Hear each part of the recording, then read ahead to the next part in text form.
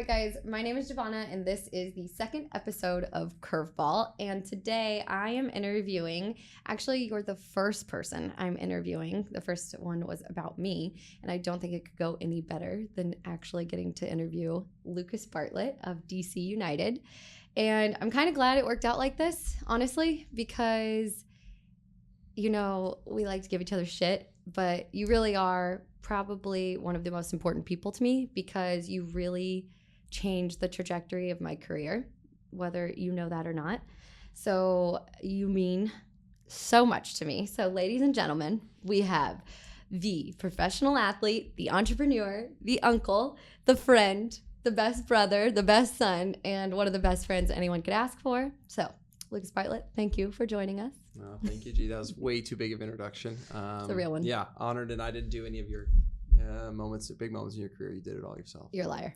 Okay. You're a liar. So let's get started with you lying to me. I'm excited. Okay, let's do it. So as I told you, the premise of CurveBall is getting to know my athletes a little bit more because, well, not even my athletes, but just anybody in my network. I know you guys all so well, and I get a chance to get to know you guys on a deeper level.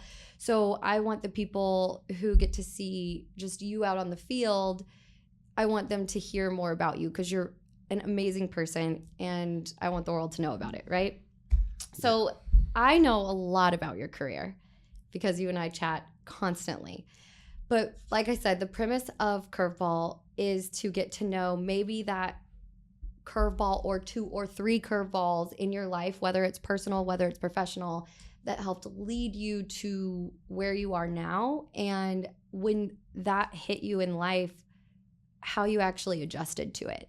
So if you want to kind of run through where you're at now, I mean, you're getting ready to enter your second season with DC United, and I'm so proud of you for that one. So if you want to give us a little rundown, like, tell us, you started with Dallas FC, right? I was, career is probably called a curveball. I was never highly, scouted or highly sought after in high school. I had accolades and done well in high school, and but it wasn't really like a thought in my mind to be a professional soccer player. I just knew I wanted to go to the best education I could get, and it ended up being at Loyola University in Chicago. And I had 2 offers in college at D1, and one was Drake University, where my older brother Alec went, and the second was Loyola University in Chicago. So obviously I couldn't go where my older brother went. That wouldn't be cool. So I went to Chicago for 2 years. Made the change after 2 years there, just more of like a financial thing of like better opportunity at Drake to get full ride. So I ended up going back to Drake University, finished my MBA there, did my master's, and then I would say like my first of my 2 curveballs in my career happened after that. I didn't truly believe in that moment that I could be a professional soccer player, but there was somebody in my life at that point that had told me it was possible. And being at a small or mid-major D1 is really difficult in college soccer to get out. And so I knew that with a COVID year, honestly, it was a huge blessing to me, COVID was, because it gave me another opportunity to prove myself at another university. Which is interesting because I feel like the COVID year, it hit a lot of professional athletes in a very different way. People in general, but professional athletes. Yeah, my COVID experience was awesome. Yeah. It's obviously like scary for a lot of people, but I was home with family, and I had basically another second chance at proving I could do it. And that was a huge opportunity. So at that time I had an advisor, a scout, which was basically just an agent, right? They would just watch you and tell you where you need to do, what you need to be better at, what needs to change if you want to make it. And he advised me to go to try to put my name in the portal and go to the best basically conference I could get into prior to the draft in the fall. So that was in like June of my super senior year. We love a super senior. Super senior years, if you get them, they're an honor. They're a blessing. So I promise you, you won't regret it. So I did that, and that would be my first curveball of making a decision to go to St. John's University in Queens, New York. That was amazing. I lived in a hotel. I was only there for 3 months. I'm sure your mother loved that. Yeah, well, that was the thing. If you've ever been to Queens, New York, there aren't really you don't really have Airbnbs or something. And right. I knew I'd only be there for basically August to November. And the draft was December. So I was like, this is my make it, break it. I had 3 months. If I got injured, I'd probably be done. Thankfully, really, God willing, I made it through the season. I had a really good year. I made the Sweet 16, and it was a huge blessing. That gave me a huge opportunity and a platform to be drafted by Dallas on my rookie year. I was drafted like 12 days later. I had to go to Dallas, fly down, and from what I was looking back, it's kind of crazy. Looking back at my goals, I set goals like it's it's January 2nd today, and I was looking back at my goals yesterday, and I'm like, man, these were like 3 goals which I had hit when I was at Dallas, which was I wanted to sign a 3-year deal in the MLS. I wanted to make a cap for the U.S. men's national team, and my third one was to captain like a MLS team. And I was like, wow, I was so far off then. Like, you get drafted. I was a pretty high pick at the point, and I was like, wow, I could do all these things. This is an early goal, like you don't really know what you're walking into. And that was just like a huge slap in the face. I walked in and didn't play a minute for maybe 5 months. I made an appearance for them in an Open Cup game, which is a tournament outside the MLS. So I didn't even make my debut in the MLS until my second year. But before the second year happened, and you kind of know the story, but I was released from Dallas after 1 year, after one season. So I would say that's my second curveball. I would say that's a curveball. It's a pretty big one. Yeah, that one's a big one. So yeah, I went from a top 10 pick to being released in 12 months later. And that was like, whoa, like there's no way this is it. There's no way I just did all this. There's no way I went to this extent of my career to be like dropped to that moment to be like, okay, now I have to play in the USL. Like now I'll be a second division player after that. Thankfully, I saw the same agent I did in college, and he found an opportunity at St. Louis. And at that point, it wasn't even a contract. Could go. Right, and that was the expansion team for the MLS, right? Yeah, so brand new team, everything. And, like we spoke on the phone, I think in a hotel when I had arrived first at St. Louis. And I was like, yeah, like, gee, I don't know if I can really explain what's happening here, but I'm not really signed here. We just rolled with it. I was just like, let me get to Miami where we were doing preseason, and I'll let you know in 2 weeks what happens. And maybe not many people know this, but I had signed a second team deal late January, February, because the team was like, yeah, we don't have a roster spot. We're going to keep you on a second team deal. And I was like, shoot, I don't want to do that. So the story continued. Honestly, I don't even think you told me that. Nobody really knew because it happened 3 days before I signed my MLS deal. Okay. So I signed a second team deal. They ripped it up 3 days later. They changed their mind. It was like, no, we need to sign it. As they should have. No. So that was my second curveball. And from there, it was like a trajectory that I just kind of ran with. I didn't really know what was happening at the time. But yeah, went into St. Louis. At the time, the coach gave me a really good opportunity. And I got my moment and started like 10 to 12 games in a row. And then at the end of the year, just knew I needed to make a change to a team that was going to give me a full season of opportunity. And yeah, God willing, it was another team that did. And now I'm at DC United for 2027. And starting all the time. With a beautiful new contract that we love to see. Yeah, well, it's but I didn't talk about all the things that happened in St. Louis. No, I know. I was about to say, let's go back. Let's go back to St. Louis. You can run with that. And I don't want to bring it to like what I did, but kind of like what we got to do, right? Like the expansion team was a huge opportunity. And when you called me from that hotel room in St. Louis or Dallas, wherever the hell you were in that moment, and we kind of talked through this opportunity, I didn't really understand the depth of that opportunity, As you know, I was kind of new into the world of soccer.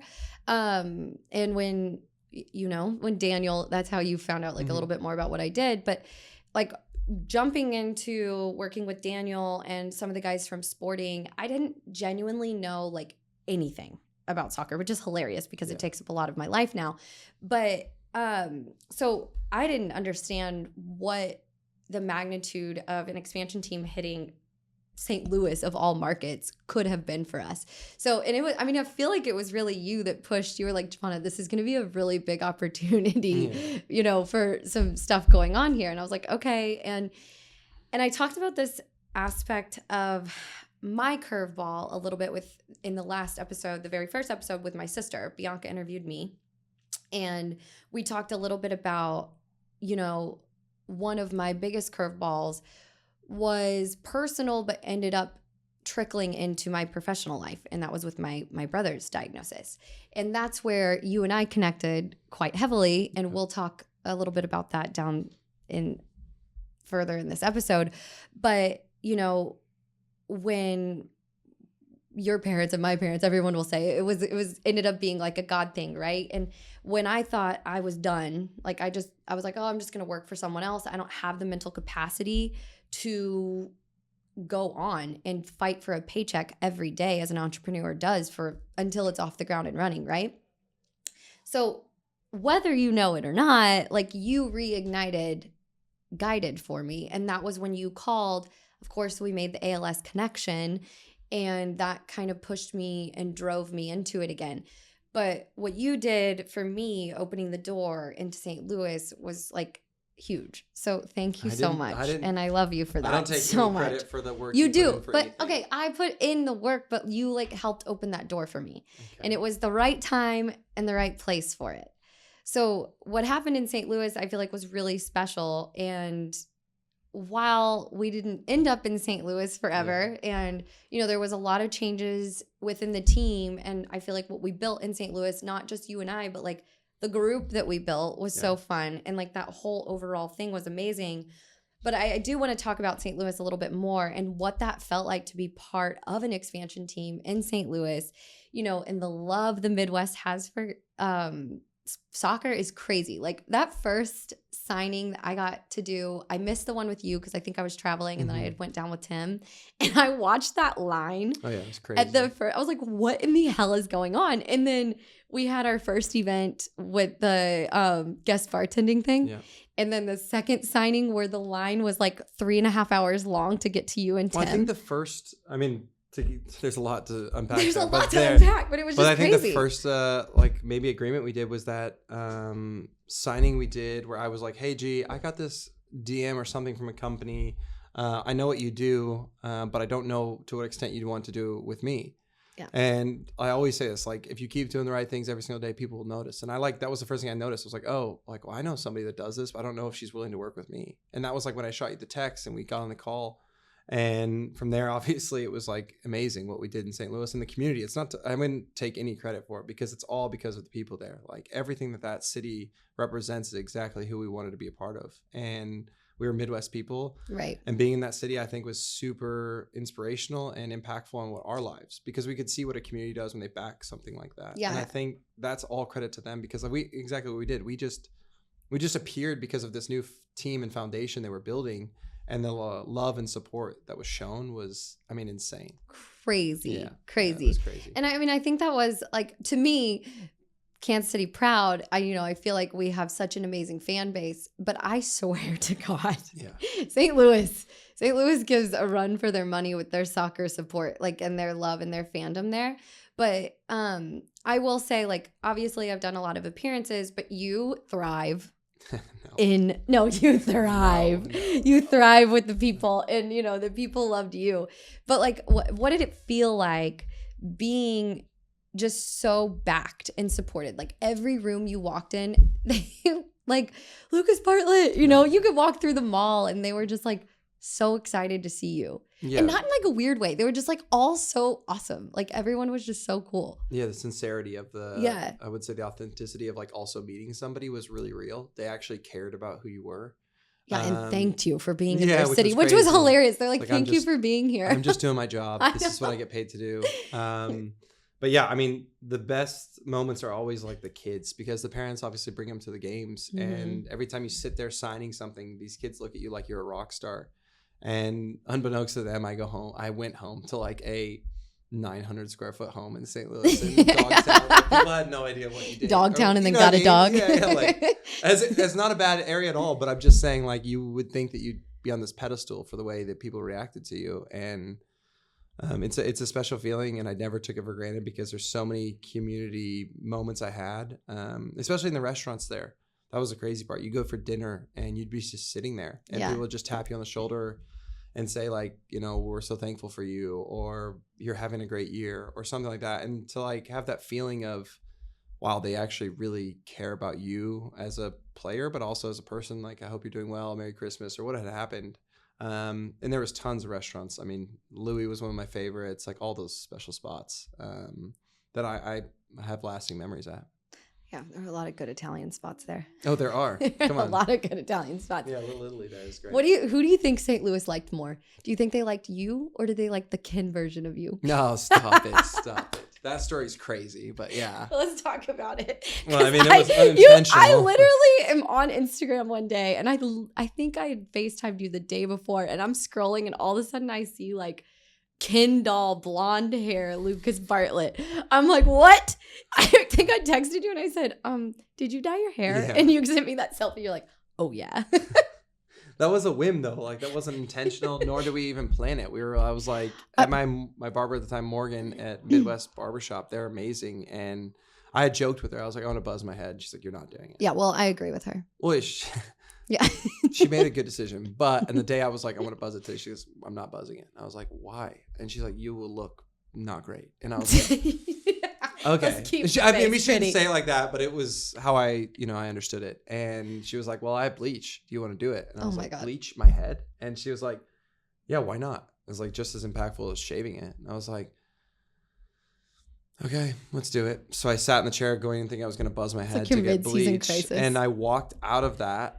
And then I sent like a picture to my family, and then I think maybe my sister or something, Grace, sent a picture back and was like, "Oh, literally the premiere of Barbie is this week." And you know what?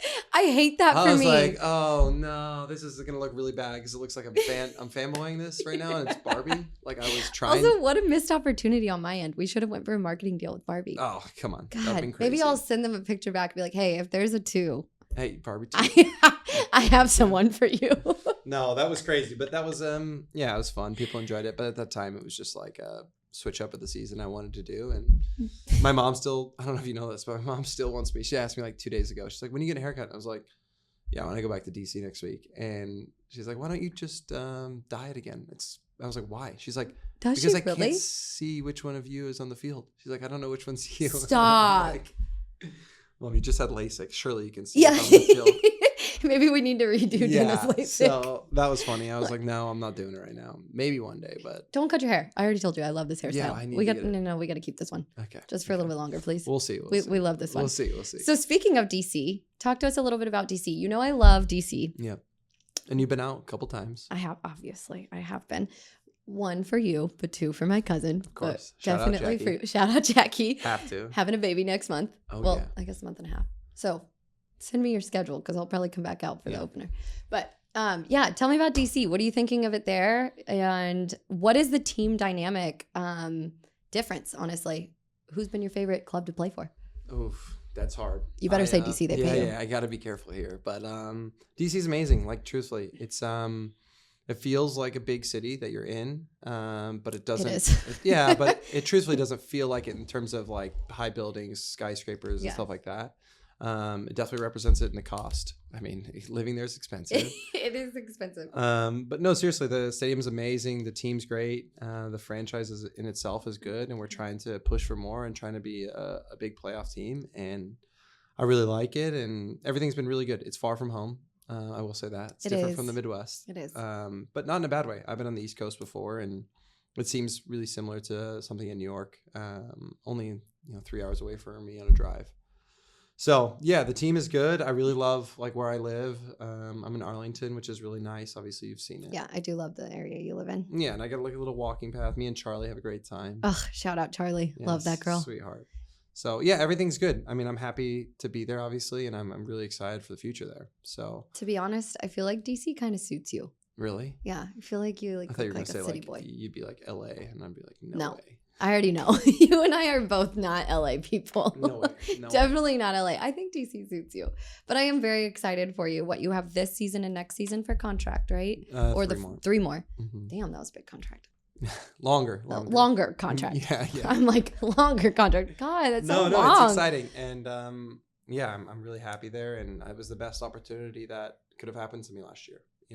The trade and everything that had gone through. But I do miss a lot of the guys that we had in St. Louis and that team. camaraderie we had. I mean, Indy, Tim, Jake, Ben, Roman, like all those guys are Cilio. I loved that group of you. We had such fun. Tomas, like all these guys were amazing. So fun. We had a blast. And I mean, just being in that expansion year was just something that I don't think any of us will ever take for granted because it's so rare. No, For teams sure. really get, I no will guys get say, really like, experience that. even the club, like with me, even like they all took me in really well. Mhm. Not that I haven't had that experience in DC. I just don't think I've been as much as it was so easy, obviously, shooting down to St. Louis all the time. I think I was there, every other week.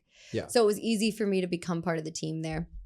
So hopefully I pop out a little bit more You to will. DC. You will. It's a fun city. You know that. Yeah, I do know that. But I am very excited for you. I do want to speak a little bit more about what's going on in your world outside of soccer.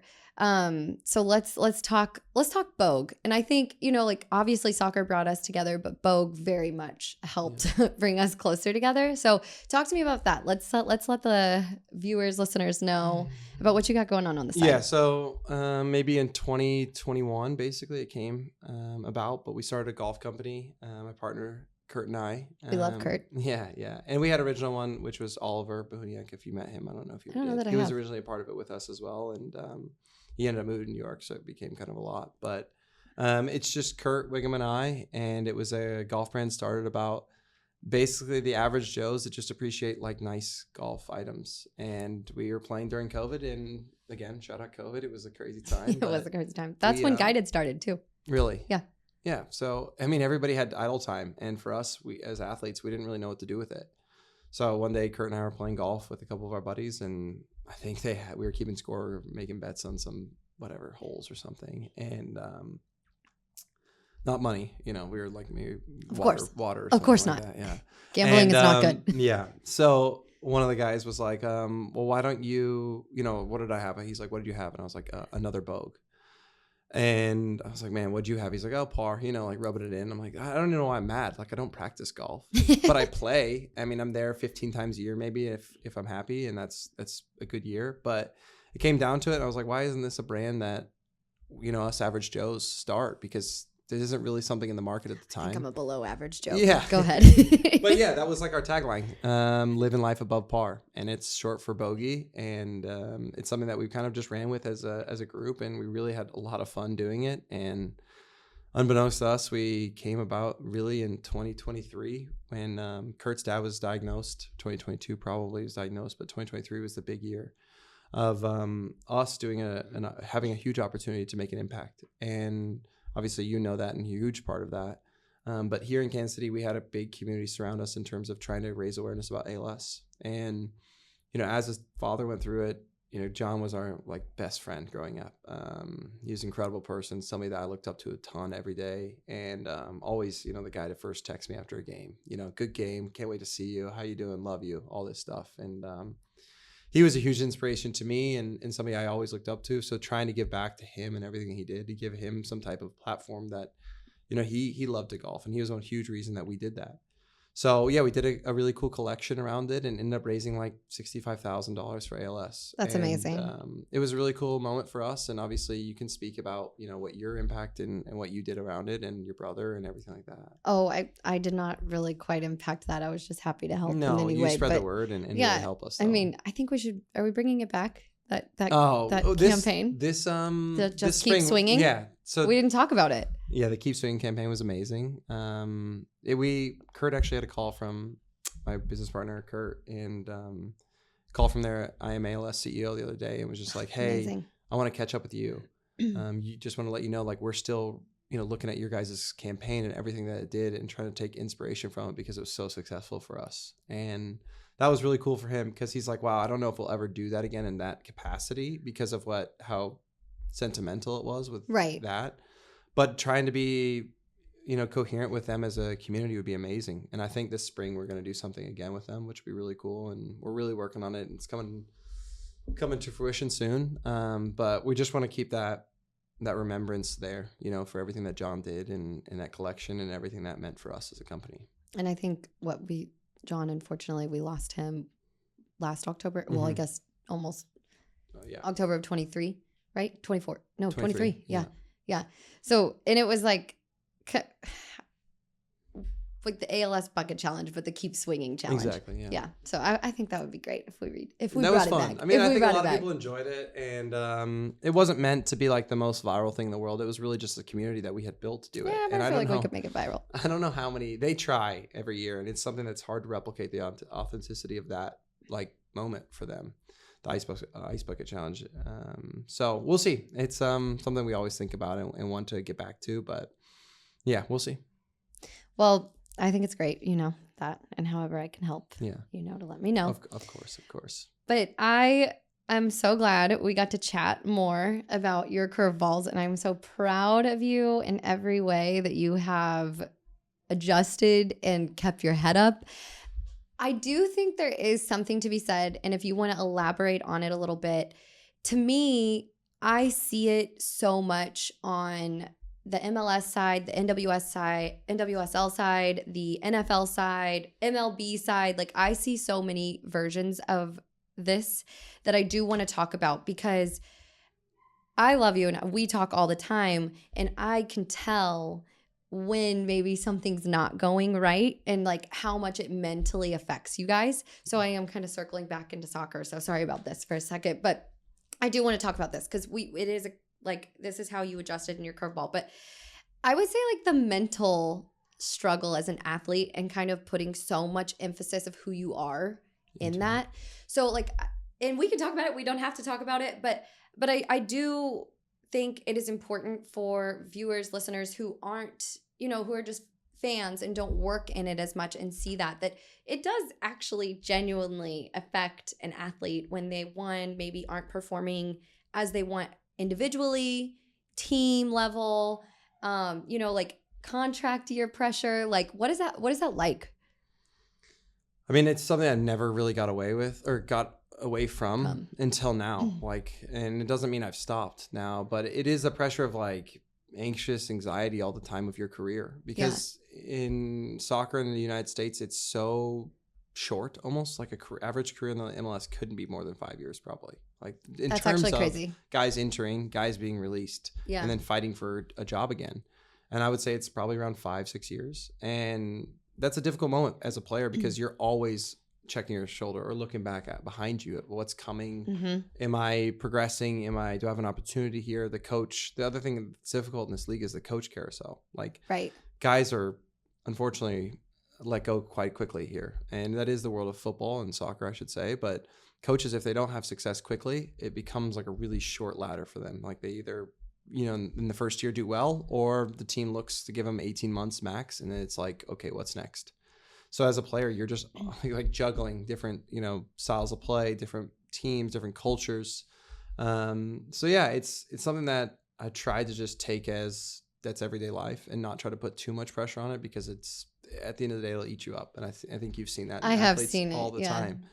But yeah, it's something you have to be aware of, and just something that you have to just kind of put in the back of your mind and really just stay in the moment, because if not, it'll eat you up. And I've been there before. Yeah, and I think it's important for fans and people to realize that you guys are humans, like legit humans out there doing your job, which is a very unique job that people literally watch for entertainment. Yeah. But, like that, it does affect you guys, and there is a lot of pressure on it. And like I said, I've watched you go through it, and I'm so happy to see you on the other end of it now, and on a very positive end of it. Yeah. So I'm so proud of you, and I'm so excited for you. I'm excited to see what DC is going to bring you this year. Yeah, it's exciting, and I think it's a huge opportunity for me now to try to chase something that's going to be, hopefully super long. I want to be there for years to come, and I want to be a staple in the league. So it's we'll see what happens.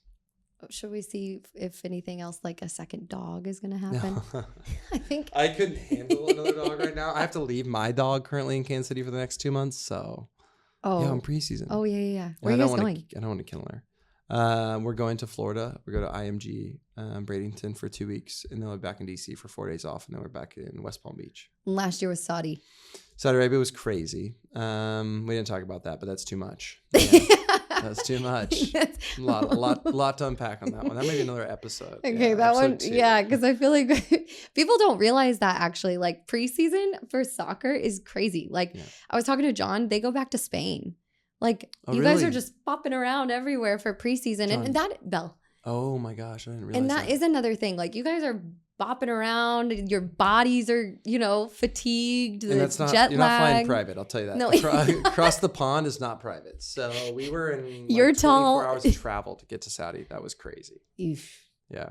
So it was eye-opening. It was good. I'm sure that Spain experience. sounds a little bit. Spain. better. Spain sounds a little more luxurious. There's alcohol there. Oh yeah, we didn't have that. Yeah. We had grape juice at dinner once. It was cool. If you really imagined it could taste like wine, I'm sure. It didn't. It was terrible. It was so bad. We couldn't believe it. But they have they smoke and do hookah. That's about it. That sounds crazy. Yeah. Did you get into that?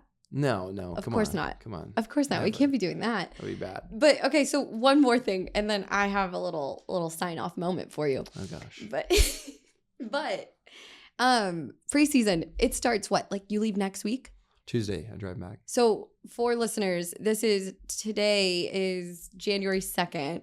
So that would be, what day do you guys report? We start the 11th. You start January 11th, and then season, what day did finals end this year? December 9th, I think. That is insane. That's a 11 little months. over, a month or a month months. off for someone. Yeah, that's crazy. Less technically because they'd have to be there for all the. I mean, you have to travel and awards and end of the year stuff. Yeah, so maybe those guys are 3.5 weeks. That's crazy. That is a long ass season. Yeah. So part of me wants you to win it all, but part of me is rest your body. No, I want to win it all. Always, I want to win it all. But the off season is coveted in the league because it's so short. Has your off season been filled with wonderful things? Always. Cabo looked great. Cabo was great. A little jealous. Arizona was great. I met my niece. Oh, yes. Oh, my God. Let's talk about your niece real quick. I did introduce you as an uncle now. Yeah, I'm an uncle. First time uncle. She's a sweetheart. Her name's Briar. And she's so cute. So cute. Happiest baby in the world. Smiles, giggles, laughs. She's amazing. God, I love it. It's a lot for my brother, though. He's working crazy hours, so. Oh, yeah. Speaking of brother, I forget. We didn't even touch on this because when you were talking about where your brother went to school, let's just talk about how you have an entire family of elite athletes. No. Sorry, you can't marry into the Bartlett family unless you're a professional athlete or something. You better be competitive because you walk into a lot with that room. There's a lot going on. I'll tell you that. 4 siblings and 2 parents that played. So it's a competitive household. It is a competitive household. I love that household. Yeah. You guys are great. Well, I do want to give you another shout out. Oh, no. A good one. Oh, no. And I know I gave you shit, or you gave me shit, actually. I should bring up the DM and put it in this actual video. But when I posted the guided jersey and you were pissed because you were like, I gave you your first custom jersey. Yeah, that's true. To be fair, you did actually give me not only just my first custom jersey, but my first jersey since starting guided. So I don't want to get confused here. Lo did give me one that had my year number, so shout out her on that. Oh, I should have thought of that. Yeah, no, it's okay. It's okay because yours, we'll show it in a second. But Justin did give me his. But in this moment, there's one thing missing. Oh, no. We did get the custom G jersey. Yeah. And this was you and Tim Parker. That's right. There's one thing missing. What? Oh, I didn't sign it. Sealed, and delivered, baby. Let's go. We got to put it on the wall probably now, right? I know. I gotta get a house Where or do you something. want it? In the G? Under the G? Well, or probably here? under what was your number. I'll sign here. Yeah. So somebody else can sign that one. Someone like Tim Parker. Hopefully. Okay, that's perfect. I just get a casual name. Oh, you want a note? I'm hanging it, Lucas. You didn't tell me that. This is so hard. Here, this is part of my job. We're getting Lucas Bartlett's autograph, you guys. Yeah, these guys are probably watching why? Because it's my first ever custom jersey. Oh no. Oh, come on. It's not even legible. Oh, we're going full note. See that? It's all right. Justin just gave me his autograph too. We can give him shit later. Oh, we got a full love letter. Okay. Oh, and heart. Oh, first ever custom jersey. We're stuck from Lucas Bartlett, ladies and gentlemen. You are the best. I'm new number now, so you need a new one. Yeah, we need a 3. Yeah. 3 is it? We need to get a 3. We're keeping that number this season? Yeah. Okay. Yeah. We'll Well, you need someone else is going to have a United. jersey soon, so you'll have to get that from him. That'll be probably released, soon. Exciting. Yeah. Well, thanks so much for having me, G. Thank Is you that all? so much for coming. That is all. And I am so glad you were my first one. No, thank you so So much. thank you Excited. for joining episode 2 of CurveBall with Giovanna and Lucas Bartlett. And I appreciate everything you do. You're the best. Thank you so much. Love you. Love you.